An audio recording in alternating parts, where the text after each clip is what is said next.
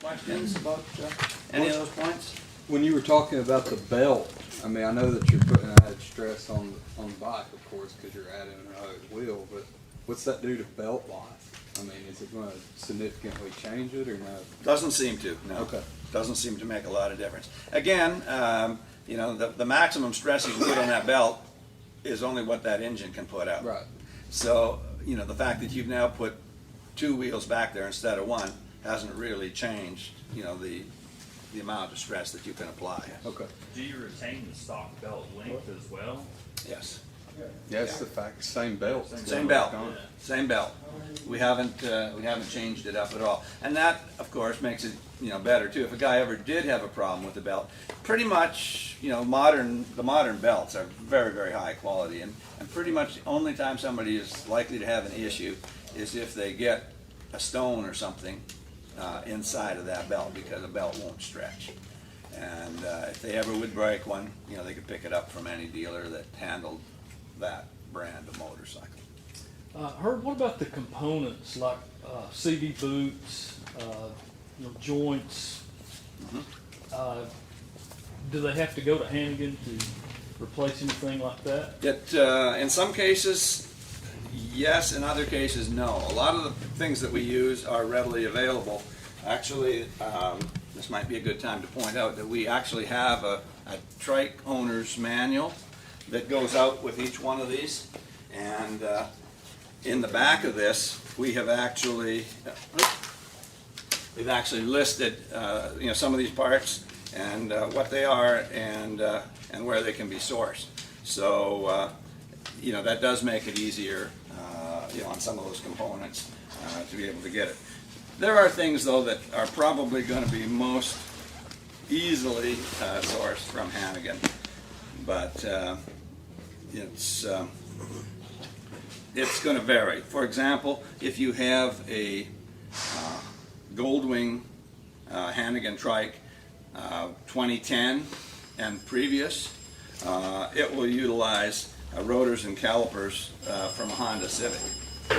Okay, if you've got the 2012 and forward, you're going to have Brembo brakes, and the spindles are made by Hannigan Motorsports. The brake pads, you know, we give you the number and everything right in here, so you could source it at other places as well. The other fact is that you know, we have a good number of dealers around the country, but in today's day and age, if somebody is actually on the road, you can overnight a part to anywhere in the country, and as long as it's something that we have, and we do have all these parts at Hannigan, we can have it there very, very quickly. Good question. Yeah. Why do you guys eliminate the air ride feature that Goldwing comes standard with? I know some manufacturers do use the bags. Why do you go with Progressive? What is the benefit? Okay, good question. That is something we're going to come up to here in just a little bit. Are you okay with that? It's about 4 points down on the second page. So, but it's an excellent question. Why we do? In fact, I guess we can just go ahead. We don't need to do this in order, do we? Let's talk a little bit about the shocks. We do eliminate the air feature. What we've done is gone to shocks that are made for us by Progressive Suspension, which is, you know, one of your good names in motorcycle suspension. What we've discovered is that eventually it seems that most air shocks start to leak. And you know, I go every year to the Wing Ding, the GWRRA big deal, and I see people there every year who have not realized that they don't have any air in their suspension, and they're riding around on their springs. We have just found that the Progressive shock gives us the most reliable result. It's an inertia activated shock, or an IAS shock, and has an advantage of having a very wide load range capacity. So if the person is riding 1 up, 2 up, with a heavy luggage load, or even pulling a trailer, you don't need to be messing with adjusting the shock all the time. you're gonna be able to set it and forget it, which makes it really easy to do.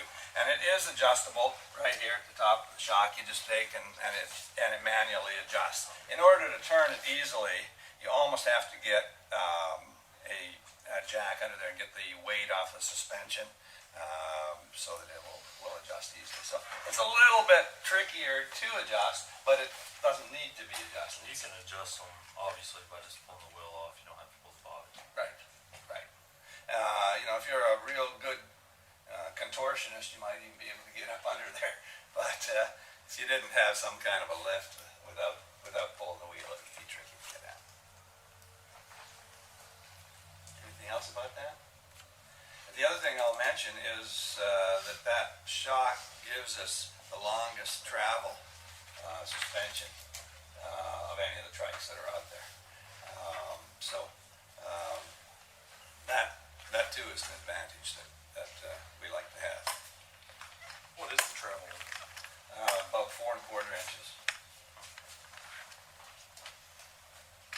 Now, if you did have heavier riders and they wanted to upgrade, you have other progressive shocks that you can offer. We have accessed others. We don't routinely offer them, and with the adjustability that's in this shock, you can set it up. Some people do, want to have, if they're taking 2 very large riders, which can happen from time to time on a Goldwing. You can set those shocks up more firmly. Do you find, Wes, that you're pretty much leaving them adjusted all in the same place, or are you setting some of them a little I higher? leave them where they're set, but I get a lot of questions on how to adjust them and what needs to be done. 'Cause everybody rides different. Right. I tell them the same thing, pull the wheel and just adjust what you feel is, And do you think that there's many people that are actually doing an adjustment? I would say so. Some are. Most of the customers that I've dealt with, they like to know everything Sure. about what's going on with it. Is it a pretty fail-proof system where if they adjust it, they're not gonna mess it up? I mean, No, there's not. They can't hurt anything. okay. Nobody. No. All you can do is get to the point where this ride is a little too stiff, but it's not like you're going to damage anything or hurt your motorcycle. Okay. So it's How the many kind of thing. adjustments do you have? Like, Sorry. how many adjustments do you have in that? I don't remember. Do you remember how? It's probably much like a adjustment there is? two-wheel, right? You got like 4 adjustments? Yeah, I think it's like maybe 5 position. I think it's 5, but don't quote me on that. Okay. Just whatever one's set to, the other one needs to be set the same. That's what I was gonna say. Yeah. In almost every case, that would be true. We've had some people who who lived in a part of the country where they had a lot of extreme crowns of their road, where they've actually set the right side wheel 1 notch higher than the left, in order to help them to deal with the crown of the road.